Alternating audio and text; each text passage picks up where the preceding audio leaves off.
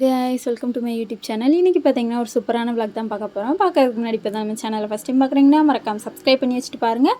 அப்படி பார்த்தீங்கன்னா பக்கத்தில் ஒரு பெல் ஐக்கானை கிளிக் பண்ணிங்கன்னா நான் போகிற எல்லா வீடியோ உங்களுக்கு நோட்டிஃபிகேஷனாக வந்துடும்.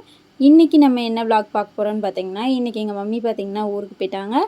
ஸோ அதனால் பார்த்தீங்கன்னா நான் என்னென்ன பண்ணேன் அப்படின்னு தான் நம்ம பார்க்க போகிறோம். இன்றைக்கி என்னோடய தம்பி பார்த்தீங்கன்னா பிரியாணி கேட்டிருந்தான். ரொம்ப நாள் கழித்து பார்த்தீங்கன்னா பிரியாணி கேட்டிருக்கேன். ஆல்ரெடி பிரியாணி இப்போ தான் சாப்பிட்டோம். இருந்தாலும் பார்த்தீங்கன்னா அவன் வாயால் கேட்குறியான் அப்படிங்கிறதுக்காக அவனுக்காக பிரியாணி வச்சது நான். எங்கள் மம்மி வேறு இல்லையா, என்னால் சிக்கன் எல்லாமே எங்கள் மம்மி எடுத்து வச்சுட்டு தான் போயிருந்தாங்க. அதில் பார்த்தீங்கன்னா நம்ம சிக்கன் பிரியாணி தான் போட போகிறோம். இன்றைக்கி பார்த்தீங்கன்னா கொஞ்சம் எக்ஸ்ட்ராவே போட்டிருந்தோம். எல்லாத்துக்குமே கொடுக்கணும் அப்படிங்கிறதுனால எக்ஸ்ட்ரா போட்டாச்சு. அது பார்த்திங்கன்னா எல்லாமே பண்ணிவிட்டு எல்லாவும் ரெடி ஆகிடுச்சு. ஆனதுக்கப்புறம் பார்த்திங்கன்னா அதில் நெய், கொத்தமல்லி, அப்புறம் பார்த்திங்கன்னா லெமனை புழிஞ்சு விட்டு அதை நல்லா கிண்டி விடணும் நம்ம. அப்போ தான் உள்ளே ஃபுல்லாக அந்த நெய் இறங்கும் போது மிக்ஸ் ஆகி ஸ்மெல்லு பார்த்திங்கன்னா செம்ம சூப்பராக இருக்கும். நீங்கள் இந்த மாதிரி பண்ணுவீங்களா அப்படின்ட்டு சொல்லுங்கள். ஏன்னா உள்ளே ஃபுல்லு நல்லா கிண்டி விட்டு அதை பரப்பிவிட்டு ஒரு கொஞ்ச நேரம் கழித்து சாப்பிட்டிங்கன்னா வேறு லெவலில் இருக்கும் டேஸ்ட்டு. நாங்கள் எப்பயுமே இந்த மாதிரி தான் பண்ணி சாப்பிடுவோம். நீங்கள் எப்படி சாப்பிடுவீங்க அப்படின்னு மறக்காமல் கமெண்ட்டில் சொல்லிடுங்க. பாருங்கள் எவ்வளோ சூடாக இருக்குது அப்படின்ட்டு. எனக்கு பிரியாணினா எவ்வளோ பிடிக்கும்னு உங்களுக்கே தெரியும். என் வீடியோவில் முக்கால்வாசி இது பிரியாணியாக தான் இருக்கும். எனக்கு அவ்வளோ பிடிக்கும், சொல்ல அளவே இல்லை. அதுக்கடுத்து பார்த்திங்கன்னா பக்கத்தில் ரைத்தா வச்சுருந்தேன். அது பார்த்திங்கன்னா அது ஒரு பக்கம் இருந்துச்சு. அப்புறம் பார்த்திங்கன்னா தம்பிக்கு சாதம் கொடுத்து விடணும் இல்லையா, அதனால் பார்த்திங்கன்னா அந்த பிரியாணி தான் அவனுக்கு டிஃபனில் வைக்கணும். ஏன்னா காலேஜ் கிளம்பிட்டான் அவன். அதனால் பார்த்திங்கன்னா எனக்கு கொஞ்சம் லேட் ஆயிடுச்சுங்க. ஏன்னா அவன் போயிட்டு வரணும். ஏன்னா கடைக்கு போகிறதுக்கு ஆள் இல்லை. அதனால் பார்த்திங்கன்னா அவன் தான் போயிட்டு வரணும் அப்படிங்கிறதுனால லேட் ஆயிடுச்சு. அதனால் வெயிட் பண்ணி எப்படியோ வாங்கிட்டு வரவும் லேட் ஆயிடுச்சு. அதனால் பார்த்திங்கன்னா கொஞ்சம் இப்படி தான் செய்ய வேண்டிய நிலமை. மணி பார்த்திங்கன்னா 9 மணிக்கு மேலே ஆகிடுச்சு. அப்போ தான் அவன் சாப்பிட்டே கிளம்புனியான். கடுப்பாகி போச்சு. நமக்கு வேகங்குள்ளேயும் டென்ஷன் ஆயிரும் பார்த்திங்களா. அவனுக்கு இருக்கோ இல்லையோ நமக்கு ப்ரெஷர்லாம் ஏறும், அந்த அளவுக்கு தான். அதுக்கடுத்து பார்த்திங்கன்னா அவனுக்கு பொறுமையாக டிஃபனில் பேக் பண்ணிவிட்டு அப்படியே பார்த்திங்கன்னா அவன்கிட்டே கொடுத்து விட்டுறணும் நம்ம. அதுக்கடுத்து பார்த்திங்கன்னா அவனுக்கு தனியாக பார்த்திங்கன்னா தட்டிலையே எடுத்து வச்சுட்டு அதையும் அவனுக்கு தனியாக கொடுத்து விடணும் நம்ம. இந்த மாதிரி நிறைய வேலை இருந்துச்சு காலையில். இப்போ தான் நம்ம ஃபீல் பண்ணுவோம், இந்த மம்மிங்கள்லாம் எப்படி தான் இவ்வளோ கஷ்டப்பட்டு வேலை பார்க்குறாங்களோ அப்படின்ட்டு தோணும். ஏன்னா கடன் காலையில் எழுந்திரிச்சு எல்லா வேலையும் முடிச்சுட்டு எல்லாமே பண்ணுவாங்க பார்த்திங்களா. நம்ம ஒரு நாள் பண்ணுறதுக்கே நமக்கு மேலுகாலெலாம் வலிக்கு. அவங்க தினம் பண்ணும்போது அவங்களுக்கு எப்படி இருக்கும், அந்த ஃபீல் அப்போ தான் அங்கே கிடைக்கும்.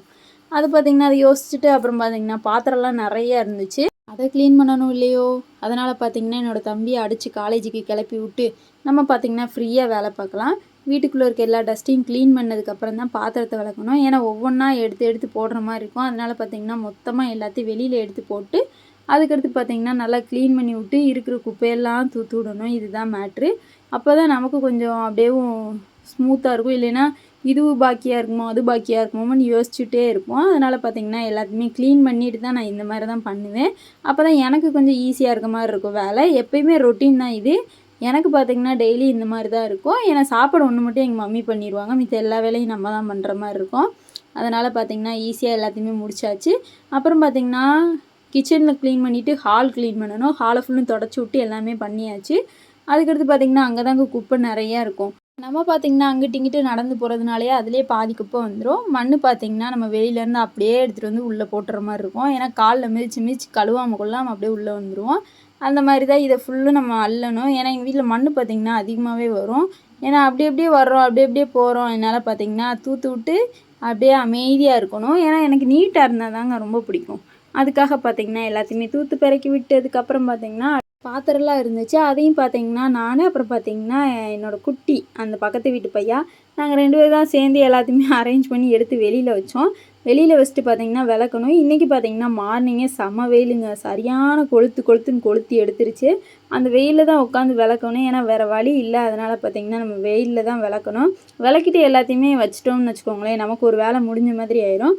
அதனால் பார்த்திங்கன்னா நானே எடுத்து வெளியில் போட்டு அதை விளக்கணும். பாருங்கள் எவ்வளோ குப்பை இருக்குதுன்னு. ஃபுல்லும் அந்த காய்கறி அப்புறம் பார்த்திங்கன்னா எல்லாத்தையுமே எடுத்து வச்சுட்டு இருந்தேன். அதோடய குப்பை தான் இது. அது எல்லாத்தையுமே நம்ம இப்போ அள்ளணும். அது எல்லாம் அள்ளி முடிச்சுட்டு அப்புறம் பார்த்திங்கன்னா எனக்கு பாத்திரம் விளக்குறது இருந்துச்சு. அதையும் விளக்கி முடிச்சுட்டு அப்புறம் பார்த்திங்கன்னா எங்கள் பக்கத்து வீட்டில் பார்த்திங்கன்னா பொங்கல் கொடுத்தாங்க. அவங்க நேற்று கோயிலுக்கு போயிட்டு வந்துருந்தாங்களா, அதனால் கொடுத்தாங்க. அதையும் வாங்கி நல்லா பொறுமையாக உட்காந்து சாப்பிட்டுட்டு இருந்தேன். அப்புறம் பார்த்திங்கன்னா எங்கள் வீட்டில் மீன் குழம்பு இருந்துச்சு நேற்று வச்சது.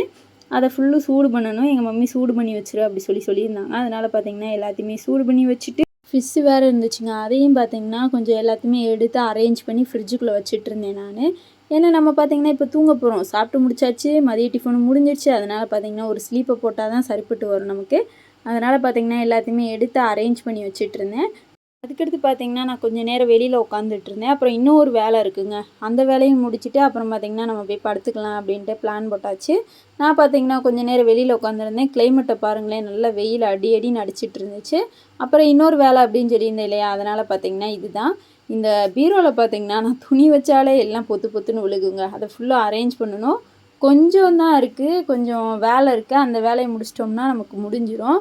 இதை அரேஞ்ச் பண்ணவங்களையும் தாங்க கடுப்பாயிரும். ஏன்னா நம்ம தேடுறது ஒன்று கிடைக்காது. ஒரு நேரம் பார்த்திங்கன்னா ஷால் இருக்கும், இன்னொரு நேரம் பார்த்திங்கன்னா ஷால் இருக்காது. இல்லைன்னா ஃபேண்ட் இருக்கும், டாப் இருக்காது. இந்த மாதிரி தான் கன்ஃபியூஸாக இருக்கும். அதனால் பார்த்திங்கன்னா எல்லாத்தையுமே அது கூட செட் பண்ணி வைக்கலாம் அப்படின்ட்டு பிளான் போட்டேன். ஆனால் என்ன ட்விஸ்ட்டுன்னு பார்த்திங்கன்னா இதில் வந்து பத்தலைங்க. எங்கள் மம்மி பார்த்திங்கன்னா கீழே எல்லாத்தையுமே எடுத்து எடுத்து வச்சுருக்காங்களா, அதனால் எந்த இதுக்குள்ளது எதுன்னு தெரியல. என்னால் முடிஞ்சது பார்த்திங்கன்னா இந்த ஃபேண்ட்டு ஷாலு மேலே இருக்கிறத மட்டும்தான் அரேஞ்ச் பண்ணி வைக்க முடிஞ்சிச்சு. கீழே இழுத்தோம்னா கீழே எல்லாமே அவங்களுக்குள்ள சாரியெல்லாம் பார்த்திங்கன்னா அந்த பாக்ஸில் போட்டு வச்சுருக்காங்க. இந்த புது சாரியெல்லாம் இருக்கும் பார்த்திங்களா, அதை ஃபுல்லும் பாக்ஸில் போட்டு போட்டு எங்கள் பீரோவில் வச்சுருக்காங்களா, அதுவே கீழே ஃபுல்லாகிடுச்சு. அதனால் பார்த்திங்கன்னா நமக்கு கொஞ்சம் இடம் பத்தலை. இருந்தாலும் பார்த்திங்கன்னா நம்ம அட்ஜஸ்ட் பண்ணி வச்சு தான் ஆகணும், ஏன்னா வேறு வழி இல்லை. அதனால் பார்த்திங்கன்னா எல்லாத்தையுமே அரேஞ்ச் பண்ணி ஒவ்வொன்றா அது செட்டு கூட பார்த்திங்கன்னா எடுத்து எடுத்து வச்சு அரேஞ்ச் பண்ணிக்கிட்டு இருந்தேன். இதுவே எனக்கு டைம் பார்த்திங்கன்னா ரொம்ப நேரம் ஆயிடுச்சுங்க. இந்த பீரோவை தொட்டாலே போதும் நமக்கு டைம் கடன்னு ஓடிடும். இத்தனைக்கும் பார்த்திங்கன்னா ஒரே ஒரு இது மட்டும்தான் அரேஞ்ச் பண்ணேன். மேலே பார்த்திங்கன்னா என்னோடய தம்பியோட துணி இருக்கும். அவன் இதை பார்த்திங்கன்னா இன்னொரு நாளைக்கு அரேஞ்ச் பண்ணோன்னே இதுக்கே ரொம்ப லேட் ஆயிடுச்சு. அதனால் பார்த்திங்கன்னா நம்ம ஃபேண்ட்டு எல்லாத்தையுமே தேடுறதுக்கு தாங்க ரொம்ப லேட் ஆயிடுச்சு. ஃபுல்லுத்தையும் அரேஞ்ச் பண்ணி வச்சதுக்கப்புறம் பார்த்திங்கன்னா நான் அப்புறம் பார்த்திங்கன்னா எங்கள் பக்கத்து வீட்டு குட்டி சொல்லியிருந்தேன் இல்லையா, நாங்கள் 2 பேரும் தாங்க சேர்ந்து ஒர்க் பண்ணிக்கிட்டு இருந்தோம். ஒர்க்கு முடிஞ்சிச்சு. கொஞ்சம் நேரம் பார்த்திங்கன்னா வெளியில் கடலை போட்டுட்டு இருந்தேன் நான். அது முடிஞ்சதுக்கப்புறம் பார்த்திங்கன்னா வீட்டுக்குள்ளே போய் இன்னொரு வேலை இருந்துச்சு. என்ன வேலைன்னு தெரியும்ல, சோறு. நமக்கு சாப்பாடு தானே முக்கியம். அதனால் பார்த்திங்கன்னா போய் கட்டுன்னு பிரியாணியை கட்டிட்டு அப்புறம் பார்த்திங்கன்னா லைட்டாக ஒரு ஜூஸ் அடிக்கிறதுக்காக போயிருந்தேன் நான். ஃப்ரிட்ஜில் பார்த்திங்கன்னா ஆல்ரெடி நாங்கள் மேங்கோ ஜூஸ் வாங்கி வச்சுருந்தோம். அதை பார்த்திங்கன்னா எடுத்து குடிச்சிக்கலாம் அப்படின்ட்டு போனால் ஜில்லுன்னு இருந்துச்சுங்க. சும்மாவே நமக்கு ஐஸு சேராது.